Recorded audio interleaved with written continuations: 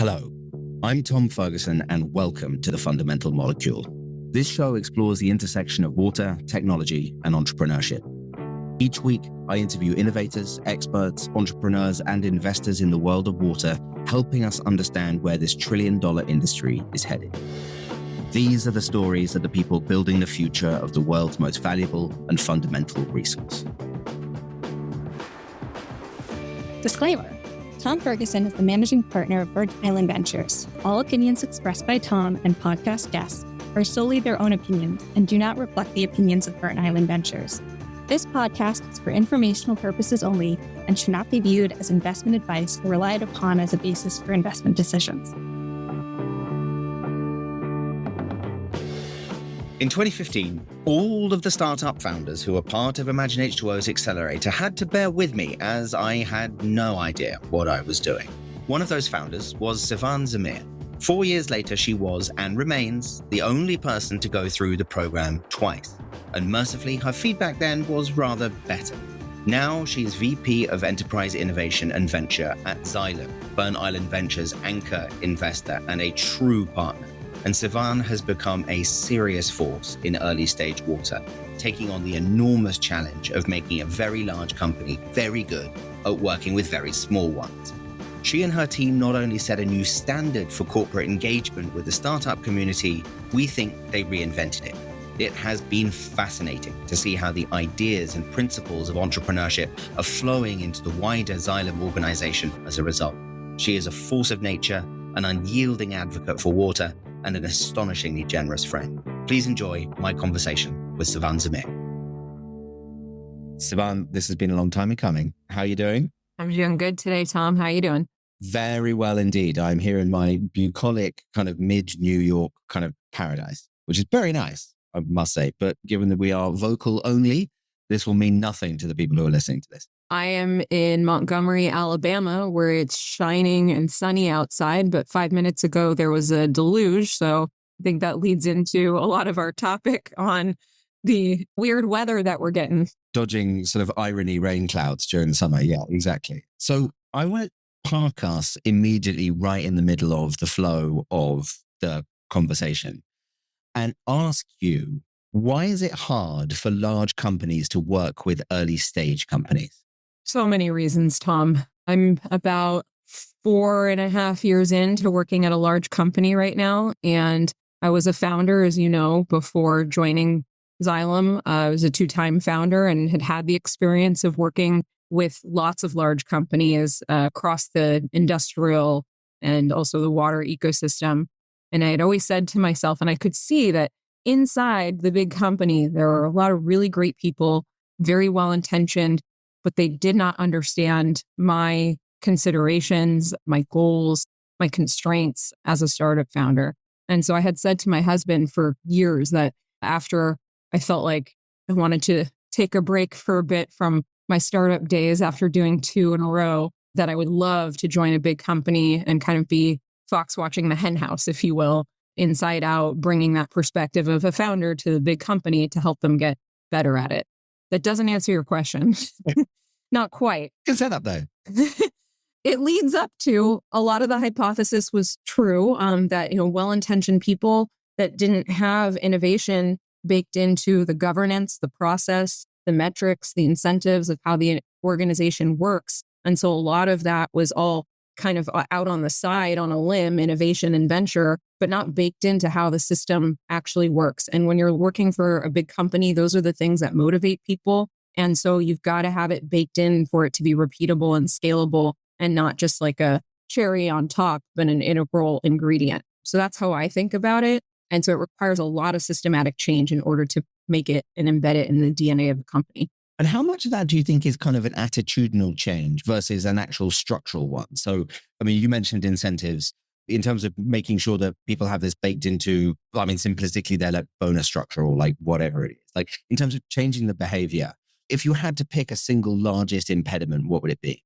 Frankly, it really, I think, is systemically about how things are structured. You can do a lot on the cultural side. You can get people excited. You can expose them to new thoughts, new ideas. All of that is, I think, kind of table stakes. You have to do that at a big company. You can't just change the processes and the fundamentals of how the company works and then not inspire people and have it be a lame place to be day in and day out and expect that to become all of a sudden a transformational, innovative place to be. So you have to do that. But if you do that piece and then you don't change the inner workings, then you're basically creating an exercise in frustration for everybody because there's no outlet to take forward those inspirational ideas. So you need people to be innovative also, even to change the system. Even to change the system, you've got to be innovative, risk-taking, persistent, resilient, a lot of those characteristics that are innate to entrepreneurship in the first place. It's been such an interesting exact example of that, watching you work. And we're going to come back to that because the way in which you kind of structured your own system was so interesting.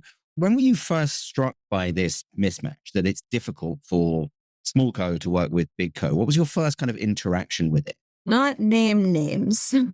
No. But I can think of a specific example where I wanted to get at one of my startups. I was in touch with the well-intentioned, again, group of innovation folks at a large company. And I wanted to get my system out in the field with them so that they could test it. They could get feedback. They could give me their feedback.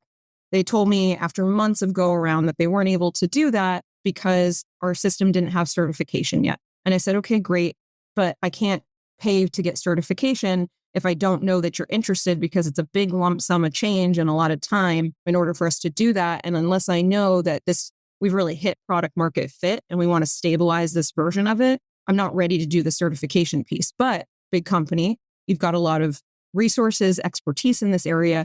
Could you help me, kind of as an in-kind exchange, or can we work together, or can you give me some feedback to help me on that certification front? Can you help me get certified?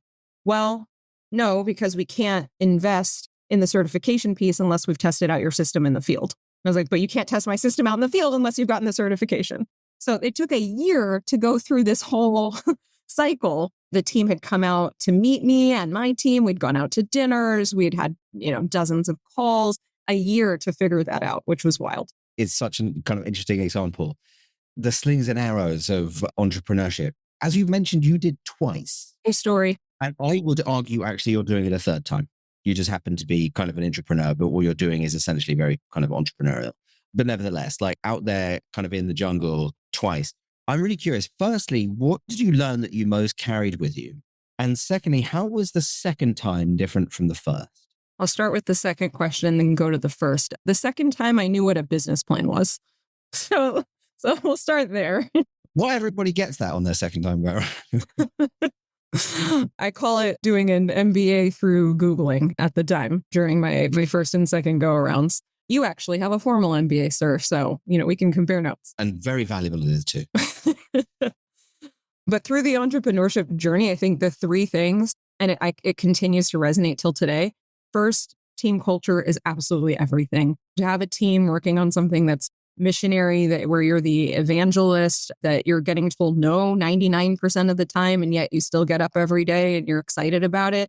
You cannot do that without team culture and making sure that you have a good team culture. You can teach people skill sets. You cannot teach the culture at a fundamental level. You've got to have good people on the team. And then there's definitely ways to craft the culture and to encourage it and to drive it in the direction that you want to go. Has to be intentional. So that would be the first. The second would be just the absolute criticality of voice of customer. And that's something that I bring a ton into my role at Xylem, because when you're a startup, you are leveraging your time, your effort, your energy, your resources, the time of your family who's supporting you in building out this singular idea. And if you're doing that based on just a hypothesis that you haven't tested significantly at depth and breadth in the market, that is super problematic, because you're then, I think, wasting your time, quite frankly, without having done that setup. It's like the quote from Einstein that if he had an hour to solve a problem, he'd spend 55 minutes thinking about the problem and then 5 minutes solving it. I may have totally misquoted that, but that's how I remember it. That's exactly correct. It's a thing I do at Stanford every year, which I think you do every year as well, which is one of the slides is, this is not about speed, it's about velocity, because velocity has a vector, and it's basically the Einstein problem, right? It really matters which direction you're going. So you better spend a lot of time understanding which is the right direction before you start pedaling like hell. Similar for team culture, by the way, like you better know which direction you're going in. I think about it from that perspective quite quantitatively. If I've got 10 people on my team, let's say, and those 10 people are each working 40 hours a week, which, as we know, startup founders work many more hours than that oftentimes. But let's just say that means that you've got 400 hours of person time that is driving towards your goal in a single week. And if you don't have good culture and you're not driving that culture and you're also not driving that vision and it's not going in the right direction because you haven't done your VOC, you've got 400 person hours that is going off kilter. And then if it keeps going off kilter and keeps going off kilter, that's fairly significant. It takes a long time to bring it back to center. It does. What have you learned? In many ways, this is a really, really hard question, but what have you learned about the meaningful ways in which you can impact culture once you get past a certain number of people? Do you find that it kind of is on rails? And you've already said it's difficult to pull back if it's going in the wrong direction. But I'm just wondering about the levers of influence on it, because it's something that I think that a lot of people struggle with.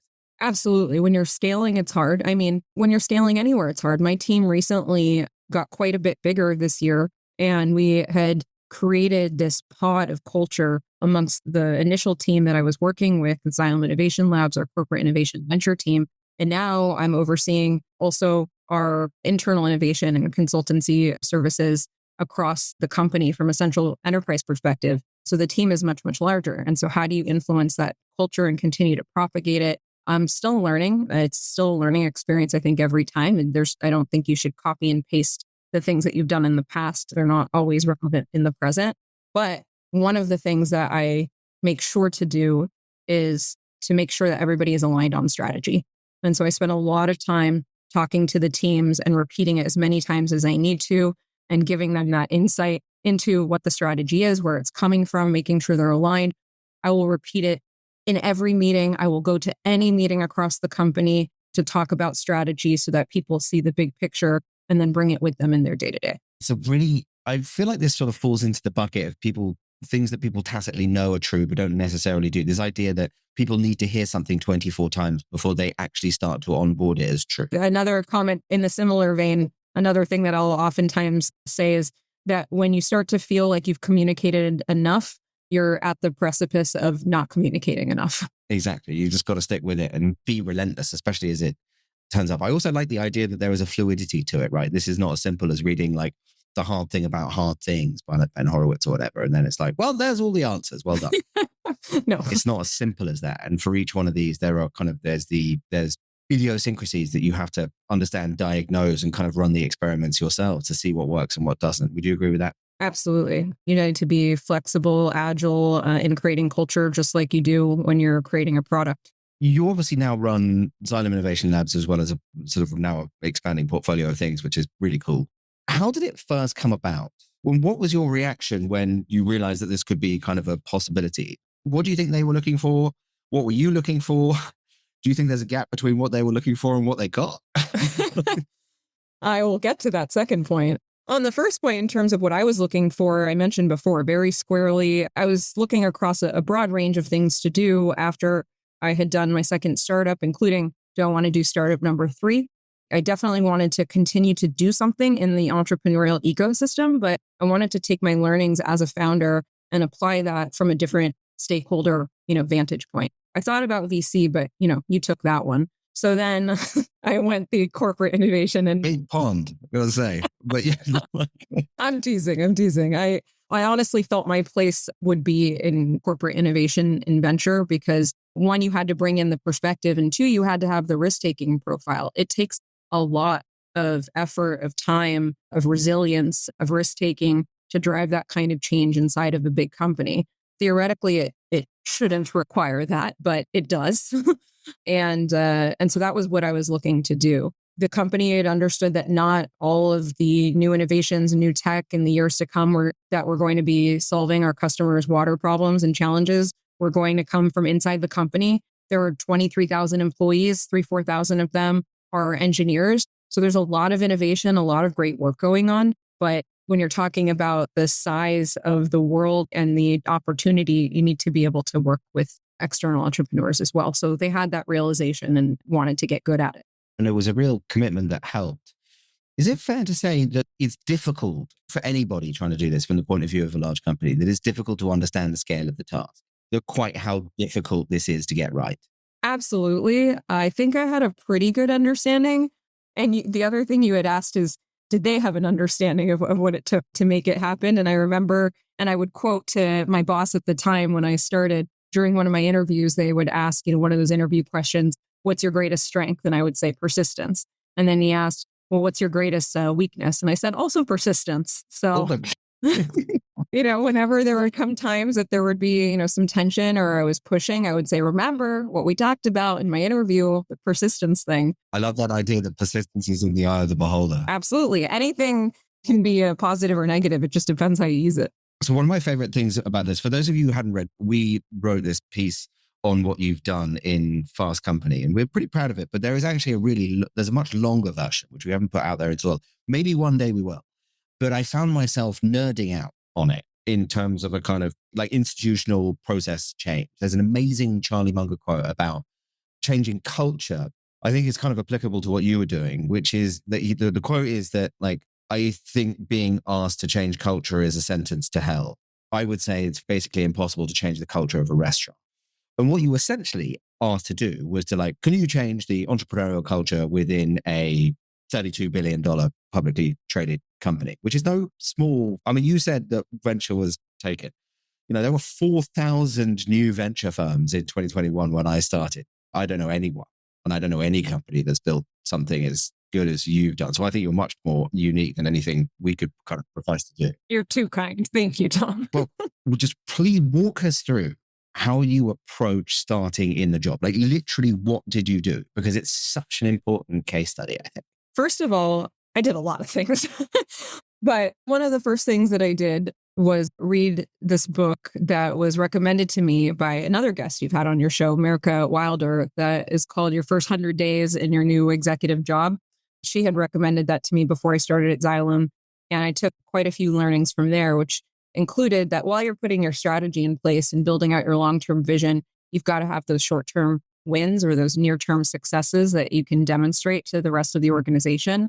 For me, that near-term win was actually working with you and making our investment in Burn Island Ventures in Fund 1 as the anchor investor. So I'm sure everyone would have agreed with you that would count as a near-term win. So, they didn't know what they were getting into at the time, but, I think that's proven out. I know exactly where I was when this was floated as an idea, but that's really interesting. I had not sure I completely clocked that was the actual context. So yeah, carry on. And then I did the same thing that I would do along any entrepreneurial journey. In my perspective, I reframed my stakeholder groups inside the company. My team was the team, or my company, if you will, my team that I was working with.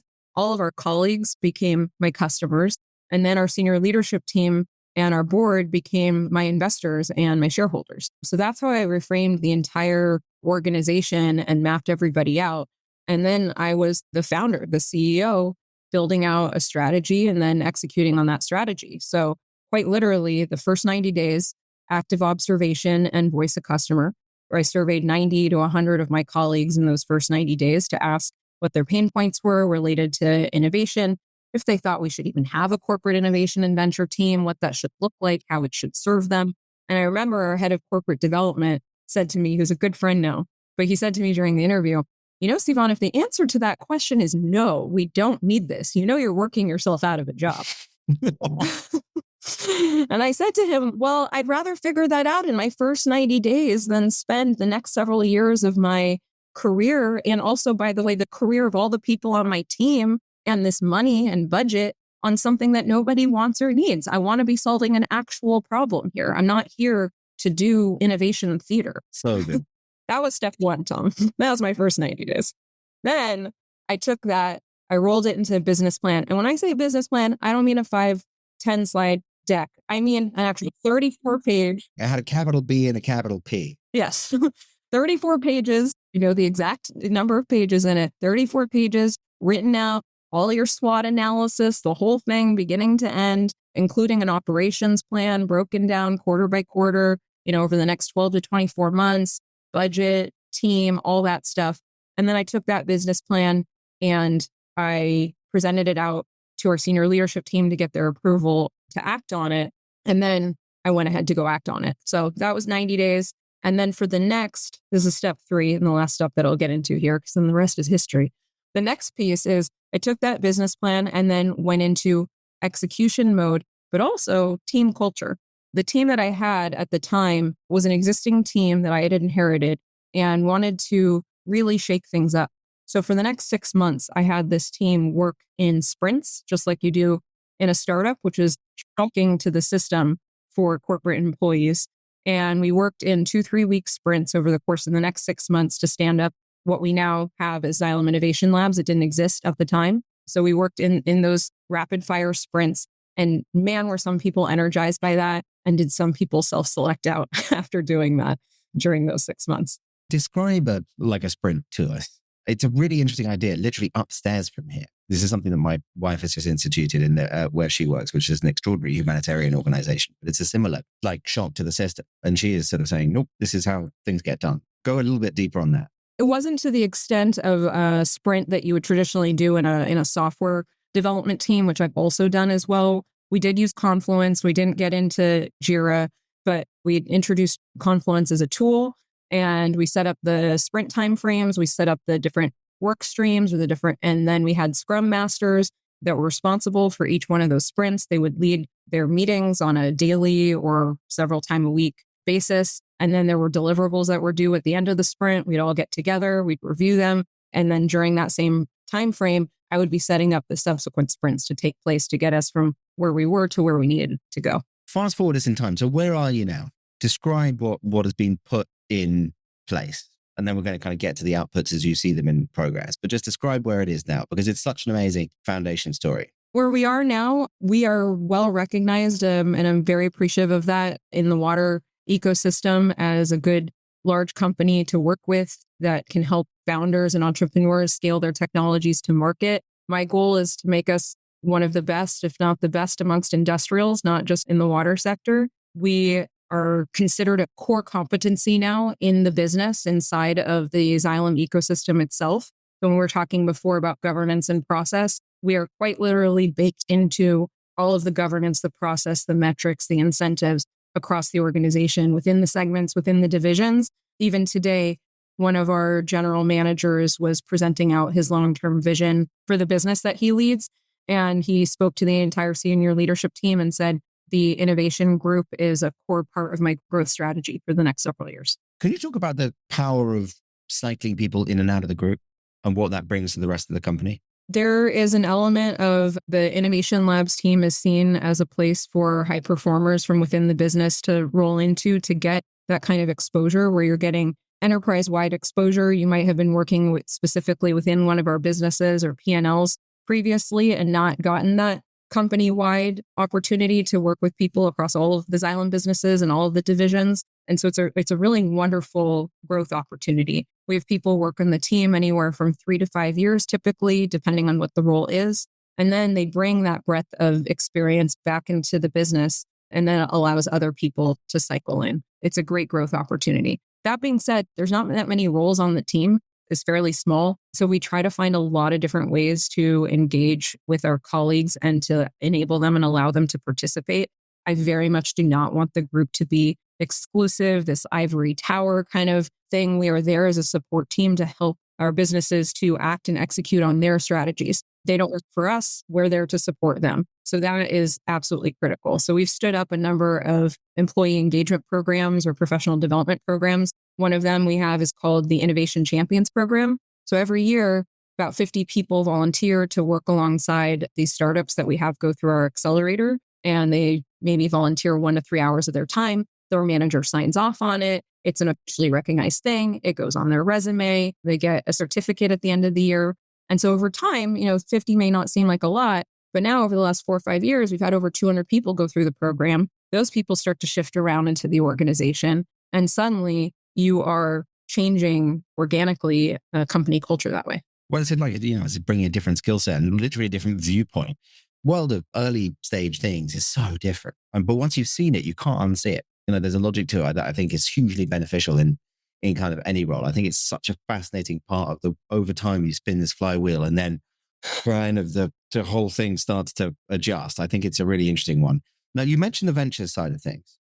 How did you think about that in the context of the overall strategy? Obviously, we teamed up, for which I am eternally grateful. You guys have been all of the team have been such an extraordinary set of partners for our journey at BIV across, not only the first fund, but the subsequent two. And it's been really phenomenal. But how did you picture that kind of capital allocation side of things? And how do you think about it? How do you think about it now? The way that I think about it is we built our corporate venture capital arm quite the opposite from how most Fortune 1000s do. A lot of Fortune 1000 I was companies. going to ask about the comparison. Sorry, but carry on. Yeah. Well, I'll give you the comparison and then I'll get into the specifics of the strategy.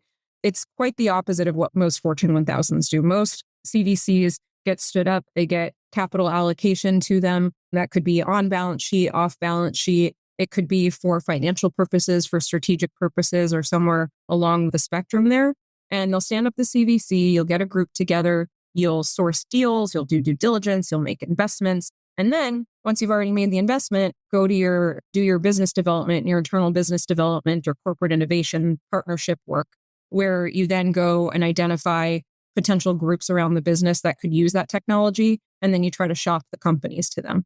That type of approach gets a lot of resistance because what you're saying to your colleagues, in my opinion, is that you know better, you've made the selection, and now you want them to just trust you and do what you're asking them to do. What we did is we flipped the script. We first stood up our corporate innovation partnerships group from the outset of standing up Xylem Innovation Labs. And the entire focus was how do we, through partnership, drive growth through innovation at Xylem, through partnerships with startups, with universities, with other technology companies, what have you. And how do we scale externally developed innovation? And how do we get really good at the commercialization part? And so that was the focus area. I was approached, Tom, I can't tell you how many times I was asked to stand up a CVC in the early days. And I kept saying, look, you want to throw however many $1 million at this, more than happy to do that. But until we've got the engine to actually scale these technologies, what are we investing in? So my recommendation in early days was not to do it. It's such an important point of view because most people would have said, sure, let's do it.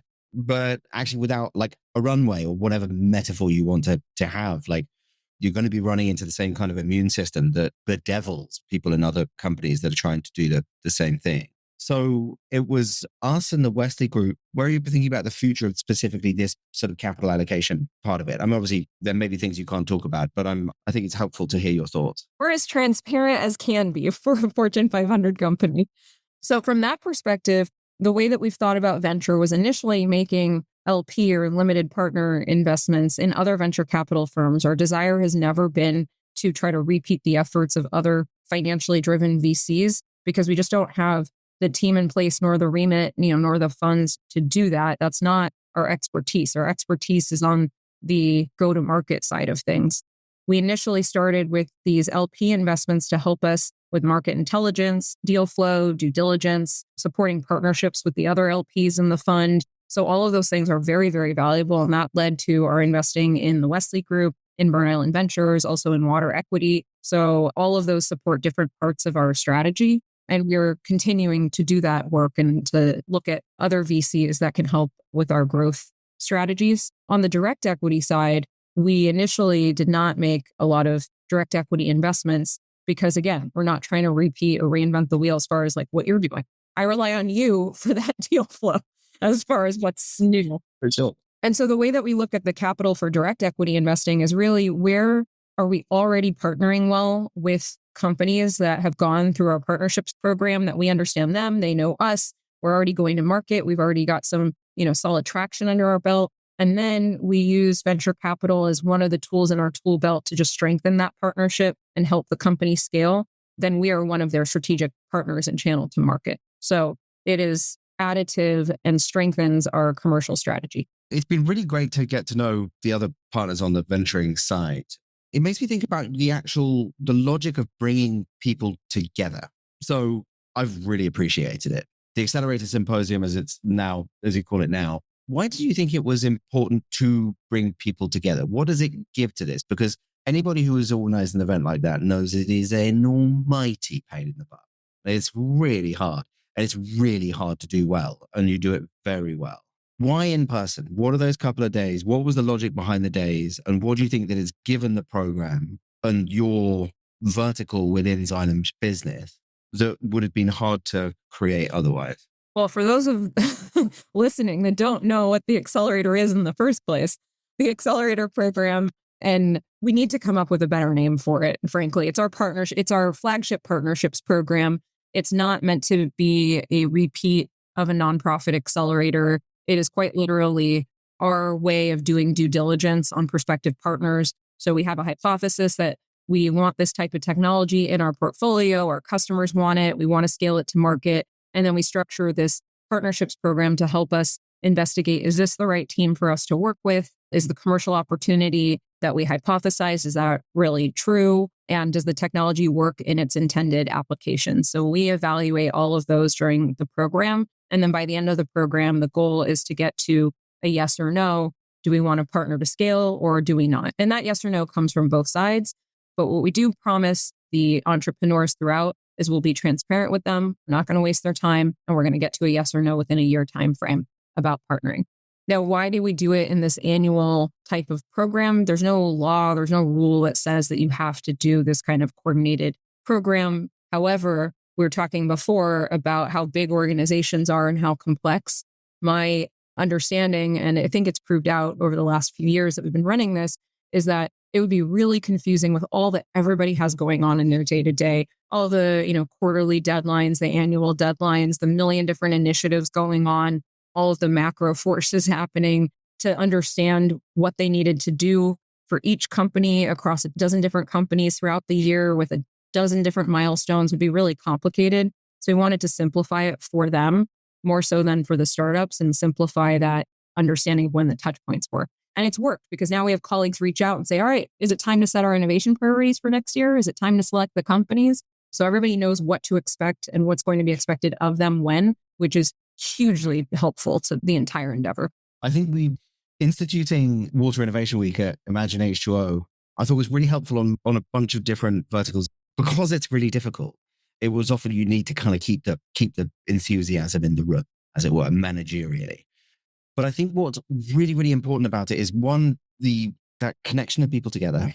The second thing is that you're literally forcing your team to deliver a product in a way that they would only do kind of like digitally and programmatically, but actually having people like being under time pressure with a clear deliverable where people are going to be coming in and experiencing something. It may just be an experience and an agenda and a bunch of people on stage, but people have to be there at a time and a thing, and it's pressure and people are staying up late and they are nervous and they're actually being forced to deliver. You might have done this before once or twice, Tom. Sorry? It sounds like you might have done this before a couple of times. Yeah. I wonder whether this is Water Innovation Week and now I'll find a founder for it. I think everybody within BIB gets the benefit, but I'm kind of this sort of insane flag waver for it. I just think the symposium absolutely, it really is superb. You would ask, why we stood it up that way. First of all, I totally agree that it's this like deadline. It's all this pressure. It's a, team sport, team event. And I'm laughing just because quite literally, I'll take the team in to a room before we get started and kind of like I'm a coach kicking off a sports game. I'm like, all right, guys, this is our house. This is our time. We're the hosts. It's game time. I make everyone put their hands in. They're all rolling their eyes at me. It's great. Al Pacino in any given Sunday. Yeah. So we do that. But the reason we stood it up is because in year one of launching the Accelerator, it was 2021. And it was kind of the tail end of COVID. We had run the whole thing, the first Accelerator program, completely virtually, and traction was really slow. And granted, it was our first time doing it, but nonetheless, traction was slow. And then I noticed when we got everyone together, whoever was at WefTech from the companies and from the colleagues that were supporting and working alongside those partnerships, whoever was at WefTech, we got them all together for this big dinner. And then all of a sudden, you could see in the week or two after that, after these folks had met in person, had a meal together, had a drink, that traction just kicked off like that. And I said, you know what? We've got to have the in-person event happen. We have to host it. It has to be intentional. And it needs to happen in the first quarter of the year so that we have that kickoff and that in-person traction up front. So that's what we've done. No question. It short circuits a whole bunch of things. One of the things that makes me think of, because you've slightly repositioned it to be later stage, but you also have a really interesting attitude towards technology from outside the sector that's not necessarily being built for the sector.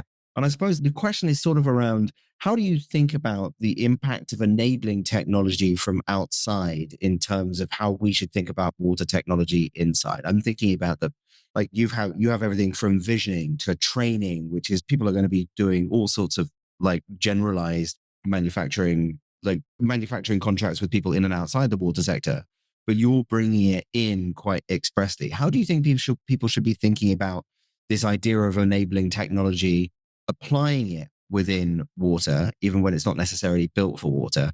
And what do you think the implications of that enabling technology are for entrepreneurs within water? It's one of my famous, very convoluted questions, but I think it makes sense. Like, was that a question? Was it 3 questions? It was 3. So, first of all, I think about that in terms of being adjacent or next generation technology. If people are familiar with the Horizon framework, Horizon 2 type technology that already exists, and we don't have to reinvent the wheel in water. And we're very good in water at being innovative. We're very bad in water at looking outside of water. And Yes. so, which I think you'd agree with me on that. To that end, we don't need to do everything from scratch in-house, whether it's Xylem or even within the water sector. There's a lot of really great technologies that are already out there and in the wild that we should be leveraging and taking forward. Just like the opposite is true. There's technologies that are being developed for the water and wastewater sector as a beachhead, and those founders are thinking about expanding them into other sectors. So it goes both directions, inside out, outside in, and there's no reason that we shouldn't be thinking or looking that way. I could agree with that more. Just as a sort of a segue to that, how do you appraise the state of water tech at the moment? I think we have our own idea about this, but from your vantage point, where do you think we are?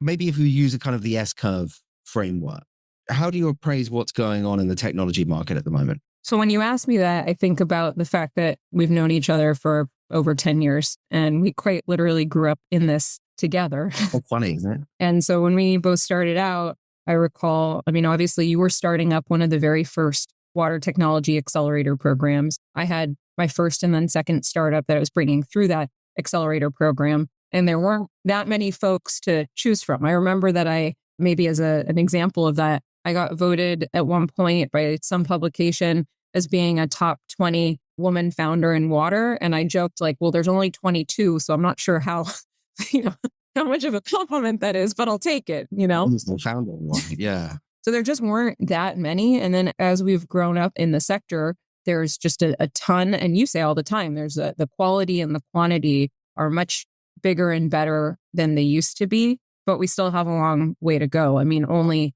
3% of climate tech that's invested in is allocated to water. And forget about, or if you put climate tech to the side, I've been to a number of CVC events where I've been on stage and I've asked all of the corporate venture capital folks in the room, representing all different industries across the Fortune 1000. And I'll ask the question, who here has a business that could not run without water? Everyone raises their hand. Whose business would not even be able to operate for an additional day without water? Everyone raises their hand. And then I ask, well, who here has actually invested through their fund in water? Max raised his hand. Oh, nice. That doesn't really count because he's on my team. Yes. But well, Max is always game, which is nice. Yeah. And so that just shows you how people are thinking about it as a fundamental business resilience risk or not. And so I think we're doing a lot better, but I think we have still a long way to go. So far to go. We just changed the names of we did a couple of updates for our funds in the last kind of week or so. And we changed one of the slides to water, a $1.6 trillion market in CapEx and OpEx with loads of problems. There is an awful lot to fix out here. Certainly is. I want you to cast forward like 5 to 10 years in your kind of like role. How do you think this sort of XIL piece evolves? Because I really think it's going to be a phenomenal engine for change, but also competitive advantage for Xylem. I think people should take this very seriously as an edge that you and your team are providing to the company. But just like stand back, what do you think kind of is possible with XIL, your role sort of moving forward? I appreciate that what we're doing is a competitive edge. And yet at the same time, I oftentimes will talk to our direct competitors to see how and what they're doing and what they're thinking. Because at the end of the day, if Xylem is the only one bringing new technology to market, then our customers and the market is still seeing it as something that is edgy, new, not validated. But if all of the big players, whether it's water or more broadly industrial, are bringing new technologies to market and have the mechanisms to do that, then you get a customer base that is much more likely to trust and want to adopt the technology itself. Now, then we can beat each other out on which technologies who is bringing forward. Who's doing what? And healthy competition. Yeah. Exactly. But just the fundamental capability to do it, it's great that we're, leading here, or that we're, doing our very best to lead, but I would like for everyone else to be doing it just the same. A rising tide lifts all boats kind of atmosphere is what I'm thinking. I mean, just like all entrepreneurship, and I really meant what I said, I really do see there's no difference between an intrapreneur and an entrepreneur. It's like a non-profit and a profit. It's just for profit. It's just a tax status, right? It's just where you happen to be doing it. But like all entrepreneurship, like investment, actually, it's often quite simple to think about, but not easy. That's why your execution has been so unbelievably impressive. So my congratulations to you and all of your team. We have come to the top of the hour. And for our final question that we ask all of our guests on the fundamental molecule, if you had to choose one piece of advice for current and future water entrepreneurs, what would it be? Unequivocally, and whether water entrepreneurs or other types of entrepreneurs or people that are just coming out of school, it's to be kind. That is my general advice. And being kind and nice are not necessarily the same thing. You can give people direct feedback. You can be persistent. You can be very strong and also be kind. But that's my piece of advice. The world, and in particular, the water sector, is a very tiny place, and it is very hard to achieve things completely on your own. You need to do it in collaboration. You need to do it with other stakeholders. And so it's a long life. I can tell you from experience, having been in the entrepreneurial seat, now representing a large company, I can walk into a room and I can tell if somebody has met me before, maybe 10, 15 years ago, 20 years ago, if they felt like they weren't so nice to me, you could see their face maybe cringe a little bit. And nobody should ever feel that way, right? But the advice still stands true. I mean, here we are, and we've been in a number of different roles over the course of our careers, and yet we're still working as closely together as ever. And you only do that through having a good relationship. I think that's a phenomenal piece of advice. And the first time anybody has said it, and I think it's really, really profound and fundamental, and also has the advantage of being quite easy. Just being kind to people as you go through the cycle, it's really handy. Well, Sivan, I knew this was going to be a treat. It absolutely has been. Like, thank you to you and all the team at Xylem.